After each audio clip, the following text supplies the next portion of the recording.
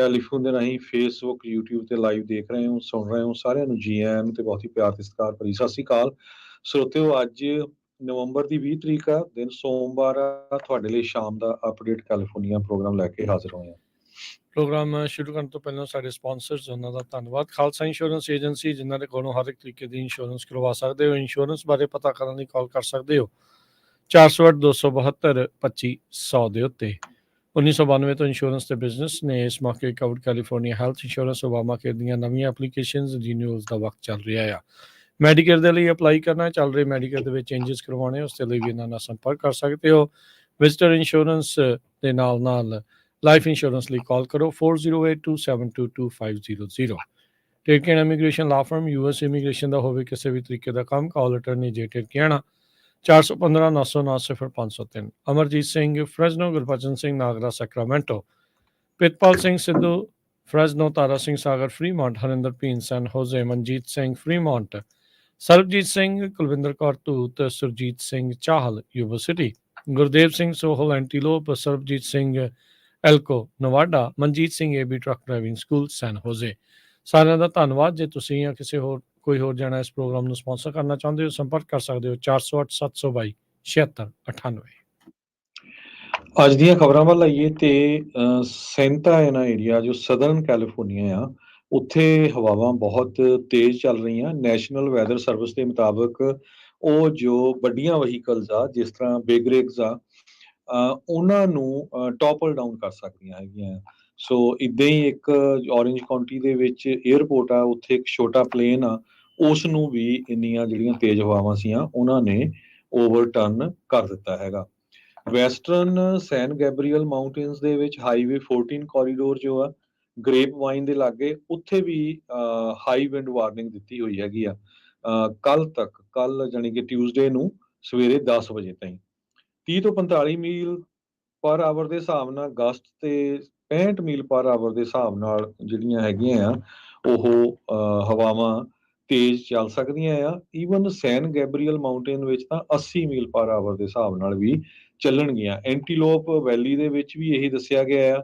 Santa Monika mountains, Santa ਕਲੈਰੀਟਾ ਤੇ western ਸੈਨ Fernando ਵੈਲੀ ਦੇ ਵਿੱਚ ਵੀ ਹਵਾਵਾਂ ਕੱਲ ਸ਼ਾਮ ਤਾਈਂ ਜਿਹੜੀਆਂ ਤੇਜ਼ ਦੱਸੀਆਂ ਗਈਆਂ ਹੈਗੀਆਂ। ਔਰੇਂਜ ਕਾਉਂਟੀ ਦੇ ਵਿੱਚ ਸਟਰੋਂਗ ਗਸਟ ਆਫ ਵਿੰਡ ਕਹਿੰਦੇ ਉਹਦੇ ਨਾਲ ਇੰਨੀਆਂ ਜਿੱਦਾਂ ਰੌਲਾ ਰੱਪਾ ਪੈ ਗਿਆ, ਉਹਦੇ ਨਾਲ ਵੱਡੇ ਬਿਗ ਰਿਗ ਆ ਉਹ ਉਲਟੇ ਵੀ ਹੈਗੇ ਆ ਤੇ ਟਰੀ ਬਹੁਤ ਜ਼ਿਆਦਾ ਜੋ ਆ ਉਹ ਟੁੱਟੇ ਹੈਗੇ ਆ।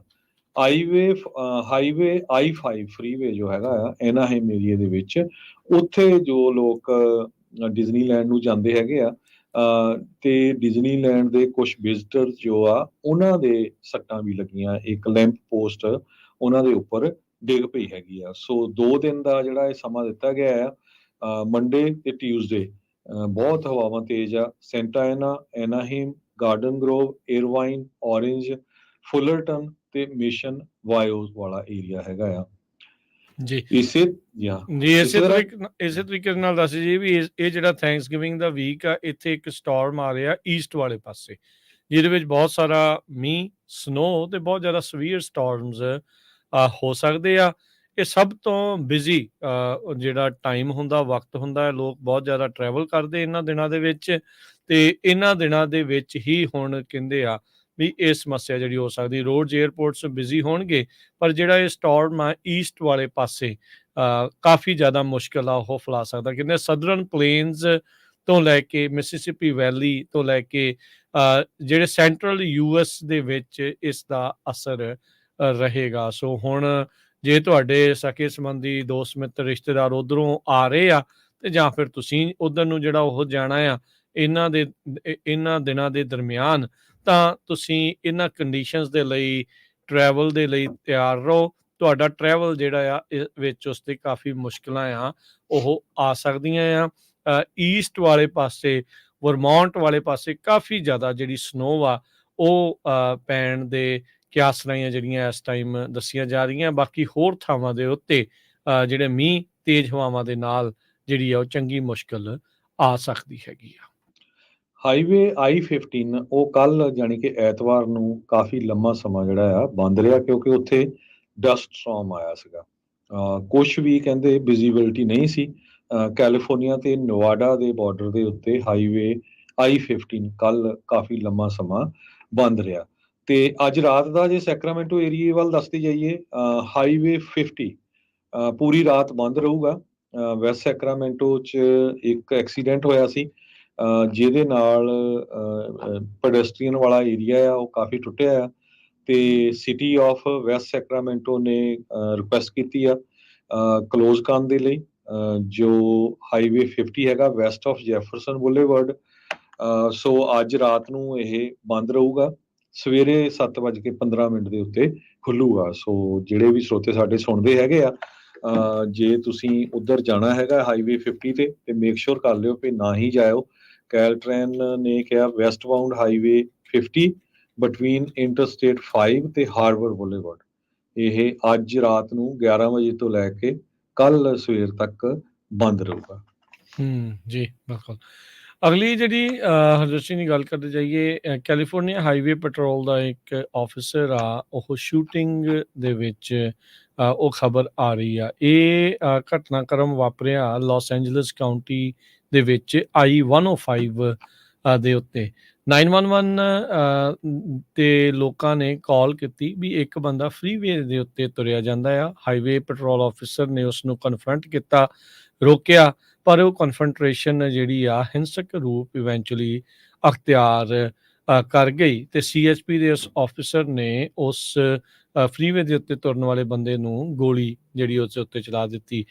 ਸੋ ਉਸ ਤੋਂ ਬਾਅਦ 'ਚ ਉਸਦੀ ਕਹਿੰਦੇ ਆ ਉਹ ਮੌਤ ਹੋ ਗਈ ਤੇ ਇਹ ਜਿਹੜਾ ਪੂਰਾ ਘਟਨਾਕ੍ਰਮ ਆ ਉਹ ਵੀਡੀਓ ਦੇ ਵਿੱਚ ਵੀ ਕੈਦ ਹੋ ਗਿਆ। ਸਦਰਨ ਕੈਲੀਫੋਰਨੀਆ ਦੀ ਜਿਹੜਾ ਕਮਿਊਨਿਟੀ ਲਿਨਵੁੱਡ ਦਾ ਇਲਾਕਾ ਆ, ਉੱਥੇ ਇਹ ਘਟਨਾ ਜਿਹੜੀ ਉਹ ਵਾਪਰੀ ਆ 3:15 ਵਜੇ ਦਾ ਕਹਿੰਦੇ ਵਕਤ ਇਹ ਦੱਸਿਆ ਜਾਂਦਾ ਹੈ। ਕੱਲ ਇਹ ਘਟਨਾ ਵਾਪਰੀ ਆ। ਸੋ ਇੱਕ ਟਾਈਮ ਦੇ ਉੱਤੇ ਕਹਿੰਦੇ ਵੀ ਦੋ ਡਜ਼ਨ ਯਾਨੀ ਕਿ 20-25 ਜਾਣਿਆਂ ਨੇ ਕਾਲਾਂ ਕੀਤੀਆਂ ਸੀਗੀਆਂ 911 ਦੇ ਉੱਤੇ ਵੀ ਭਾਈ 105 ਫ੍ਰੀਵੇ ਦੇ ਉੱਤੇ ਬੰਦਾ ਇਹ ਤੁਰਿਆ ਜਾਂਦਾ ਹੈਗਾ ਆ। ਪਹਿਲਾਂ ਉਹਨੇ ਟੈਂਗਲ ਕੀਤਾ, ਰੋਕਿਆ, ਫਿਰ ਧੱਕਾ ਮੁੱਕੀ ਵੀ ਹੋਈ ਤੇ ਇਵੈਂਚੁਅਲੀ ਜਿਹੜੀ ਆ CHP ਦੇ ਅਫਸਰ ਨੂੰ ਜਿਹੜੀ ਆ ਉੱਥੇ ਗੋਲੀ ਜਿਹੜੀ ਉਹ ਚਲਾਉਣੀ ਪਈ ਆ। ਕਹਿੰਦੇ ਨਜ਼ਦੀਕ ਤੋਂ ਹੀ ਉਸ ਬੰਦੇ ਦੇ ਉੱਤੇ ਅਫਸਰ ਦੇ ਦੁਆਰਾ ਗੋਲੀ ਚਲਾਈ ਗਈ ਤੇ CHP ਨੇ ਅਜੇ ਕਮੈਂਟ ਨਹੀਂ ਕੀਤਾ ਤੇ ਹੁਣ ਪੂਰਾ ਜਿਹੜਾ ਮਸਲਾ ਆ ਉਸ ਦੀ ਜਾਂਚ ਹੋਵੇਗੀ।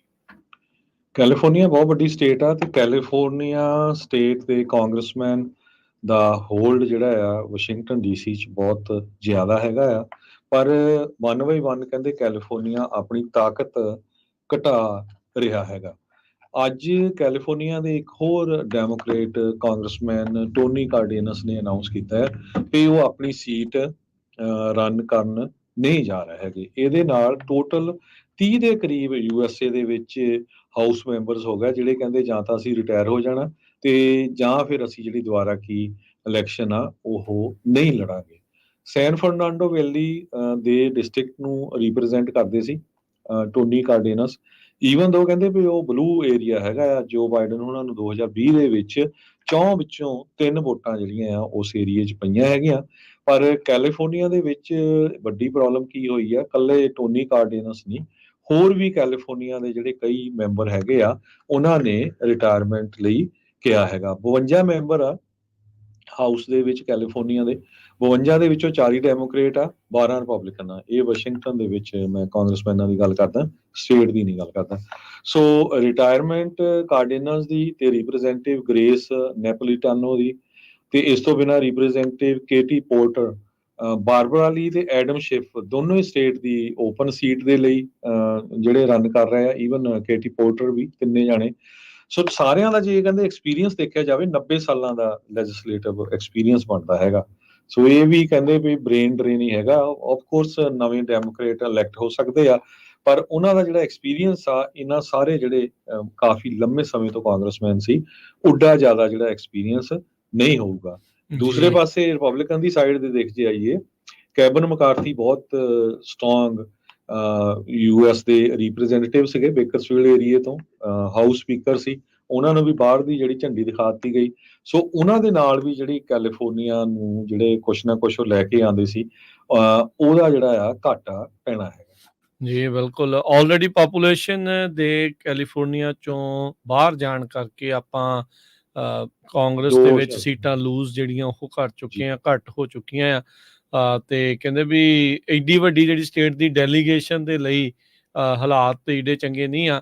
2018 ਤੋਂ ਬਾਅਦ ਦੇ ਵਿੱਚ ਦੇਖੀਏ ਜਾਈਏ 52 ਚੋਂ ਜਿਹੜੇ 15 ਜਣੇ ਆ ਉਹ ਜਿਹੜੇ ਉਹ ਚੁਣੇ ਗਏ ਹੈਗੇ ਆ।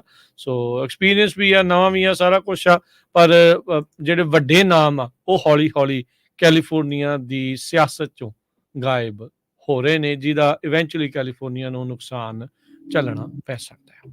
ਅਗਲੀ ਜਿਹੜੀ ਹਰਜੋਤ ਸਿੰਘ ਦੀ ਗੱਲ ਕਰਦੇ ਜਾਈਏ, ਇੱਕ ਛੋਟਾ ਬੱਚਾ ਜਿਸ ਦਾ ਨਾਮ ਫੀਨਿਕਸ ਦੱਸਿਆ ਜਾਂਦਾ ਆ, ਉਸਦੇ ਗੁਲਾਬੀ ਰੰਗ ਦੀ ਵਨਜ਼ੀ ਜਿਹੜੀ ਉਹ ਪਾਈ ਸੀ, ਤਾਂ ਉਹਦੇ ਵਨਜ਼ੀ ਦੇ ਉੱਤੇ ਫੈਂਟਨਲ ਜਿਹੜੀ ਆ ਉਹ ਲੱਭੀ ਆ। ਹੁਣ ਉਸੇ ਮਾਮਲੇ ਵਿੱਚ ਇਸ ਬੱਚੇ ਦਾ ਜਿਸ ਦਾ ਨਾਮ ਫੀਨਿਕਸ ਆ, ਉਸਦੇ ਪਿਓ ਨੂੰ ਫੈਲਨੀ ਚਾਰਜ ਦੇ ਲਈ ਜਿਹੜੀ ਉਹਨੇ ਬੇਲ ਦੀ ਮੰਗ ਕੀਤੀ ਸੀ ਉਸ ਨੂੰ ਡਿਨਾਈ ਜਿਹੜਾ ਆ ਉਹ ਕਰ ਦਿੱਤਾ ਹੈਗਾ ਆ। ਪਿਓ ਕਹਿੰਦਾ ਆ ਵੀ ਭਾਈ ਜਿਹੜੇ ਮੇਰੇ 2 ਬੱਚੇ ਆ ਉਹਦੇ ਨਾਲ ਉਹਨਾਂ ਨੂੰ ਇਸ ਕਰਕੇ ਖਤਰਾ ਜਿਹੜਾ ਉਹ ਹੋ ਸਕਦਾ ਆ। ਫੈਲਨੀ ਚਾਈਲਡ ਐਂਡੇਂਜਰਮੈਂਟ ਦੇ ਜਿਹੜੇ ਚਾਰजेस ਆ ਉਹ ਲਗਾਏ ਗਏ ਆ ਫੀਨਿਕਸ ਦੇ ਜਿਹੜਾ ਪਿਓ ਆ ਉਸ ਦੇ ਉੱਤੇ। ਜਿਹੜੇ ਉਹ ਅਦਾਲਤੀ ਦਸਤਾਵੇਜ਼ ਆ ਉਹਨਾਂ ਨੇ ਦੱਸਿਆ 3 ਮਹੀਨੇ ਦੀ ਬੱਚੀ ਦੇ ਉੱਤੇ ਇਹ ਫੈਂਟਨਲ ਕਿੱਦਾਂ ਪਹੁੰਚੀ ਉਸਦੇ ਉੱਤੇ, ਇਹ ਜਿਹੜੀ ਆ ਉਹ ਹੁਣ ਜਾਂਚ ਦਾ ਵਿਸ਼ਾ ਜਿਹੜਾ ਉਹ ਬਣਿਆ ਪਿਆ ਆ। ਕ੍ਰਾਈਮ ਲੈਬ ਨੇ ਜਿਹੜਾ ਐਨਾਲਿਸਿਸ ਕੀਤਾ, ਕਹਿੰਦੇ ਵੀ ਵਨਜ਼ੀ ਦੇ ਸਾਰੇ ਹੀ ਉੱਤੇ ਜਿਹੜੀ ਉਸਨੇ ਉਸ ਦਿਨ ਪਾਈ ਸੀ ਬੱਚੀ ਨੇ ਜਦ ਉਸਦੀ ਮੌਤ ਹੋਈ 13 ਮਈ ਨੂੰ, ਤਾਂ ਉਹਦੇ ਪੂਰੇ ਜਿਹੜੇ ਵਨਜ਼ੀ ਦੇ ਉੱਤੇ ਫੈਂਟਨਲ ਹੀ ਫੈਂਟਨਲ ਸੀਗੀ। ਇੱਥੋਂ ਤੱਕ ਕਿ ਉਸ ਬੱਚੀ ਦੇ ਧੌਣ ਦੇ ਇਲਾਕੇ ਦੇ ਧੌਣ ਦੇ ਉੱਤੇ ਵੀ ਇਹੀ ਸੀਗੀ। ਸੋ ਕਈ ਜਿਹੜੇ ਕਹਿੰਦੇ ਫੈਮਿਲੀ ਮੈਂਬਰਸ ਆ ਉਹ ਉੱਥੇ ਰੋ ਰਹੇ ਸੀਗੇ, ਤੇ ਨਾਲ ਹੀ ਜਿਹੜੇ ਸੁਪੀਰੀਅਰ ਕੋਰਟ ਦੇ ਜਿਹੜੇ ਜੱਜ ਹੈਗੇ ਕ੍ਰਿਸਟੋਫਰ ਰੂਡੀ, ਉਹਨਾਂ ਨੂੰ ਕਹਿ ਰਹੇ ਸੀਗੇ ਵੀ ਭਾਈ ਵੀ ਜਿਹੜਾ ਡੇਵਿਡ ਕੈਸਟਰੋ ਆ ਇਸ ਬੱਚੀ ਦਾ ਪਿਓ ਆ, ਵੀ ਉਸ ਨੂੰ ਜਿਹੜਾ ਉਹ ਰੱਖਿਆ ਜਾਵੇ। 3 ਤੇ 4 ਸਾਲ ਦੇ ਉਸਦੇ ਜਿਹੜੇ 2 ਹੋਰ ਬੱਚੇ ਆ ਜੋ ਕਿ ਇਸ ਟਾਈਮ ਮੈਟਰਨਲ ਗ੍ਰੈਂਡਮਦਰ ਨਾਨੀ ਦੇ ਨਾਲ ਜਾਨੀ ਕਿ ਉਹ ਰਹਿ ਰਹੇ ਹੈਗੇ ਆ। ਸੋ ਫੈਂਟਨਲ ਓਵਰਡੋਜ਼ ਦੇ ਨਾਲ ਜਿਹੜੀ ਆ ਉਹ ਬੱਚੇ ਦੀ ਜਿਹੜੀ ਉਹ ਮੌਤ ਹੋਈ ਸੀ, ਉਸ ਨੂੰ ਹੁਣ ਬੇਲ ਜਿਹੜੀ ਆ ਉਹ ਡਿਨਾਈ ਕਰ ਦਿੱਤੀ ਗਈ ਆ। ਇਹ ਹਰਜੋਤ ਸਿੰਘ ਜੀ ਬਹੁਤ ਵੱਡੀ ਜਿਹੜੀ ਇਸ ਟਾਈਮ ਪ੍ਰੋਬਲਮ ਹੈਗੀ ਆ। ਇਹ ਅਡਲਟਸ ਦੇ ਲਈ ਵੀ ਥੋੜ੍ਹੀ ਜਿਹੀ ਵੀ ਵੱਧ ਫੈਂਟਨਲ ਬਹੁਤ ਘਾਤਕ ਸਾਬਤ ਹੁੰਦੀ ਆ, ਤੇ ਇਹ ਬੱਚਿਆਂ ਦੇ ਨਜ਼ਦੀਕ ਜੇ ਕੋਈ ਫੈਂਟਨਲ ਦਾ ਸੇਵਨ ਕਰ ਰਿਹਾ ਆ ਤਾਂ ਉਹ ਆਪਣੇ ਆਪ ਲਈ ਤਾਂ ਖਤਰਾ ਬਣਿਆ ਹੀ ਆ, ਇਹ ਮਾਸੂਮ ਜਿੰਦਾਂ ਲਈ ਵੀ ਉਹ ਖਤਰਨਾਕ ਬਣ ਰਹੇ ਆ, ਜੋ ਕਿ ਇਸ ਕੇਸ ਵਿੱਚ ਬਣ ਗਿਆ। ਕੈਲੀਫੋਰਨੀਆ ਦੇ ਵਿੱਚ ਵੀਕਐਂਡ ਦੇ ਦੌਰਾਨ ਡੈਮੋਕ੍ਰੈਟਿਕ ਕਨਵੈਨਸ਼ਨ ਹੋਣੀ ਸੀ ਬਹੁਤ ਵੱਡੀ, ਪਰ ਉਸ ਨੂੰ ਜਿਹੜਾ ਆ ਬੰਦ ਕਰ ਦਿੱਤਾ ਗਿਆ ਜਦੋਂ ਕਾਫੀ ਗਿਣਤੀ ਦੇ ਵਿੱਚ ਪ੍ਰੋ ਪੈਲਸਟੀਨੀਅਨ ਪ੍ਰੋਟੈਸਟਰ ਜੋ ਆ ਉੱਥੇ ਐਂਟਰ ਕਰ ਗਏ ਤੇ ਉਹਨਾਂ ਨੇ ਕਿਸੇ ਨੂੰ ਕਿਸੇ ਤਰ੍ਹਾਂ ਦੀ ਜਿਹੜੀ ਐਕਟੀਵਿਟੀ ਆ ਉਹ ਨਹੀਂ ਕਰਨ ਦਿੱਤੀ। ਸੋ ਇਹਦੇ ਸੰਬੰਧ ਦੇ ਵਿੱਚ ਸ਼ੈਰੀ ਜਾਂਗ ਜੋ ਕਮਿਊਨੀਕੇਸ਼ਨ ਡਾਇਰੈਕਟਰ ਹੈਗੇ ਕੈਲੀਫੋਰਨੀਆ ਡੈਮੋਕ੍ਰੇਟਸ ਦੇ, ਉਹਨਾਂ ਨੇ ਸਟੇਟਮੈਂਟ ਜਾਰੀ ਕੀਤੀ ਪਈ ਇਹਨਾਂ ਸਰਕਮਸਟਾਂਸਿਸ ਕਰਕੇ ਸੇਫਟੀ ਤੇ ਸਿਕਿਉਰਿਟੀ ਡੈਲੀਗੇਟਸ ਦੀ ਲਈ ਜੋ ਕਨਵੈਨਸ਼ਨ ਦੇ ਵਿੱਚ ਪਾਰਟਿਸਪੈਂਟ ਸੀਗੇ, ਅਸੀਂ ਜਿਹੜੀ ਆ ਅੱਜ ਦੀ ਜਿਹੜੀ ਮੀਟਿੰਗ ਆ ਉਹ ਕੈਂਸਲ ਕਰਨ ਜਾ ਰਹੇ ਹੈਗੇ। ਜੀ ਬਿਲਕੁਲ। ਇਹ ਹੁਣ ਕਹਿੰਦੇ ਵੀ ਦੇਖਣਾ ਹੋਊਗਾ ਵੀ ਜਿਹੜੀ ਕੈਲੀਫੋਰਨੀਆ ਡੈਮੋਕ੍ਰੈਟਿਕ ਕਨਵੈਨਸ਼ਨ ਆ ਉਹ ਕੀ ਇਸ ਦੇ ਵਿੱਚ ਕਰਦੀ ਆ। ਕਈ ਜਿਹੜੇ ਇਹਨਾਂ ਡੈਲੀਗੇਟਸ ਦੇ ਵਿੱਚ ਇਹਨਾਂ ਪ੍ਰੋ ਪੈਲਸਟੀਨੀਅਨ ਪ੍ਰੋਟੈਸਟਰਸ ਡੈਮੋਸਟ੍ਰੇਟਰਸ ਦੇ ਹੱਕ ਦੇ ਵਿੱਚ ਵੀ ਦੇਖੇ ਗਏ ਆ। ਸ਼ਾਇਦ ਡੈਮੋਕ੍ਰੈਟਿਕ ਕਨਵੈਨਸ਼ਨ ਉਹਨਾਂ ਦੇ ਉੱਤੇ ਐਕਸ਼ਨ ਵੀ ਕਹਿੰਦੇ ਆ ਉਹ ਲੈ ਸਕਦੀ ਆ। ਤੇ ਹੁਣ ਅੱਗੋਂ ਉਹ ਕਹਿ ਰਹੇ ਆ ਵੀ ਭਾਈ ਰੀਸੈਂਟਲੀ ਜਦੋਂ ਇੱਦਾਂ ਲਾਸਟ ਟਾਈਮ ਕਨਵੈਨਸ਼ਨ ਹੋਈ ਸੀ, ਮੈਡੀਕੇਅਰ ਫਾਰ ਆਲ ਵਾਲਿਆਂ ਨੇ ਵੀ ਇੱਦਾਂ ਹੀ ਧਰਨਾ ਮਾਰਿਆ ਸੀ, ਉਦੋਂ ਤਾਂ ਕੁਛ ਨਹੀਂ ਕਿਸੇ ਨੂੰ ਤੁਸੀਂ ਕਿਹਾ। ਤੇ ਇਸ ਵਾਰੀ ਜਿਹੜਾ ਆ ਉਹ ਗਾਜ਼ਾ 'ਚ ਜਦੋਂ ਸੀਜ਼ ਫਾਇਰ ਦੀ ਗੱਲ ਕਰ ਰਹੇ ਆ ਤਾਂ ਇਹ ਕੀ ਜਿਹੜਾ ਉਹ ਚੱਕਰ ਬਣਿਆ ਪਿਆ ਹੈਗਾ ਆ। 3 ਕਾਂਗਰੈਸ਼ਨਲ ਰਿਪਰੈਜ਼ੈਂਟੇਟਿਵ ਜਿਹੜੇ ਕੈਲੀਫੋਰਨੀਆ ਦੀ ਸੈਨੇਟ ਸੀਟ ਲਈ ਰਨ ਕਰ ਰਹੇ ਆ, ਉਹਨਾਂ ਨੇ ਜਿਹੜੇ ਇਸ ਸੈਟਰਡੇ ਦੀ ਆਫਟਰਨੂਨ ਇਵੈਂਟ ਦੇ ਉੱਤੇ ਜਿਹੜਾ ਉਹ ਬੋਲ ਰਹੇ ਸੀਗੇ। ਕੇਟੀ ਪੋਰਟਰ, ਐਡਮ ਸ਼ਿਫ ਤੇ ਬਾਰਬਰਾ ਲੀ, ਤੇ ਪ੍ਰੋਟੈਸਟਰਸ ਨੇ ਕਹਿੰਦੇ ਵੀ ਕਾਫੀ ਜ਼ੋਰ ਨਾਲ ਮੰਗ ਕੀਤੀ ਵੀ ਭਾਈ ਸੀਜ਼ ਫਾਇਰ ਹੋਣਾ ਚਾਹੀਦਾ, ਈਵਨ ਜਦੋਂ ਉਹ ਸਪੀਚ ਵੀ ਦੇ ਰਹੇ ਸੀਗੇ। ਥੋੜੇ ਦਿਨ ਕੱਲ ਵੀਕਐਂਡ ਦੇ ਉੱਤੇ ਹੀ ਜਿਹੜਾ ਹਰਜੋਤ ਸਿੰਘ ਜੀ ਇਹਨਾਂ ਨੇ ਕੈਪੀਟਲ ਦੇ ਵਿੱਚ ਵੀ ਇਦਾਂ ਦਾ ਹੀ ਜਿਹੜਾ ਉਹ ਧਰਨਾ ਦਿੱਤਾ ਸੀ। ਬੇ ਬ੍ਰਿਜ ਨੂੰ ਵੀ ਪਿਛਲੇ ਵੀਕ ਦੇ ਵਿੱਚ ਜਿਹੜੇ ਸੀਜ਼ ਫਾਇਰ ਦੇ ਹੱਕ ਵਾਲੇ ਜਿਹੜੇ ਪ੍ਰੋਟੈਸਟਰਸ ਆ, ਡੈਮੋਸਟ੍ਰੇਟਰਸ ਆ, ਉਹਨਾਂ ਨੇ ਕਈ ਘੰਟੇ ਦੇ ਲਈ ਬੰਦ ਕਰ ਦਿੱਤਾ ਸੀਗਾ। ਕੈਲੀਫੋਰਨੀਆ ਤੋਂ ਰਿਪੋਰਟ ਆ ਰਹੀ ਹੈ ਵੀ ਫਰੂਟ ਰਿਲੇਟਡ ਬੈਕਟੀਰੀਆ ਆਊਟਬ੍ਰੇਕ ਹੋਈ ਆ। CDC ਨੇ ਇਹ ਦੱਸਿਆ ਹੈਗਾ ਆ। ਲਿਸਟੀਰੀਆ ਆਊਟਬ੍ਰੇਕ ਹੋਇਆ ਜੋ ਪੀਚਜ਼ ਨੂੰ, ਨੈਕਟਰੀਨਸ ਨੂੰ ਤੇ ਪਲਮ ਨੂੰ ਲੈ ਕੇ ਹੈਗਾ। 11 ਟਾਈਮ ਰਿਪੋਰਟ ਹੋਇਆ 7 ਸਟੇਟਾਂ ਦੇ ਵਿੱਚ। ਕੈਲੀਫੋਰਨੀਆ 'ਚ ਇੱਕ ਜੋ ਕੇਸ ਰਿਪੋਰਟ ਹੋਏ ਆ 3, ਇਸ ਤੋਂ ਬਿਨਾਂ ਫਲੋਰੀਡਾ 'ਚ ਹੋਏ ਆ। US center for disease control ਨੇ ਦੱਸਿਆ 5 case Colorado, Illinois, Kansas, Michigan ਤੇ ਓਹਾਇਓ ਸਟੇਟ ਦੇ ਵਿੱਚ ਹੋਏ ਆ। 10 ਲੋਕਾਂ ਨੂੰ ਹਸਪੀਟਲਾਈਜ਼ ਕੀਤਾ ਗਿਆ ਸੀ। ਕੈਲੀਫੋਰਨੀਆ 'ਚ ਇੱਕ ਜਾਣੇ ਦੀ ਮੌਤ ਵੀ ਹੋ ਗਈ ਹੈਗੀ ਆ। ਸੋ ਇਹ ਆਊਟਬ੍ਰੇਕ ਜੋ ਦੱਸੇ ਗਏ ਆ 2018 ਤੋਂ ਲੈ ਕੇ ਅਗਸਤ ਤੱਕ ਆ। ਤੇ ਜੋ ਫਰੂਟ ਸੀਗੇ ਇਹ ਸੋਲਡ ਕੀਤੇ ਗਏ ਸੀ ਮਈ 1 ਤੋਂ ਲੈ ਕੇ ਨਵੰਬਰ 15 2022 ਤਾਈਂ, ਤੇ ਮਈ 1 ਤੋਂ ਲੈ ਕੇ ਨਵੰਬਰ 15 ਇਸ ਸਾਲ ਤਾਈਂ। ਸੋ ਇਹਦੇ ਸੰਬੰਧ ਦੇ ਵਿੱਚ ਰੀਕਾਲ ਵੀ ਕੀਤੇ ਗਏ ਆ ਪੀਚਜ਼, ਨੈਕਟਰੀਨਸ ਤੇ ਪਲਮਸ ਨੂੰ। ਸੋ CDC ਨੇ ਇਹ ਵੀ ਕਿਹਾ ਆ ਵੀ ਜਿਨ੍ਹਾਂ ਲੋਕਾਂ ਨੇ ਇਹ ਖਰੀਦੇ ਹੈਗੇ ਆ, ਜੇ ਉਹਨਾਂ ਨੇ ਫ੍ਰਿਜ ਦੇ ਵਿੱਚ ਰੱਖੇ ਆ ਤੇ ਉਹਨਾਂ ਨੂੰ ਕਲੀਨ ਕਰ ਲੈਣਾ ਚਾਹੀਦਾ ਆ। ਸਿੰਪਟਮਸ ਇਹਦੇ ਸੰਬੰਧ ਦੇ ਵਿੱਚ ਦੱਸਿਆ ਬੁਖਾਰ ਆ, ਲਿਥਾਰਜੀ, ਹੈਡੇਕ, ਸਟਿਫ ਨੈਕ, ਸੀਜ਼ਰਸ, ਡਿਸਓਰੀਐਂਟੇਸ਼ਨ। ਸੋ ਇਦਾਂ ਦੇ ਜਿਹੜੇ ਉਹਨਾਂ ਨੇ ਇਹ ਦੱਸਿਆ ਹੈਗਾ ਸਿੰਪਟਮਸ।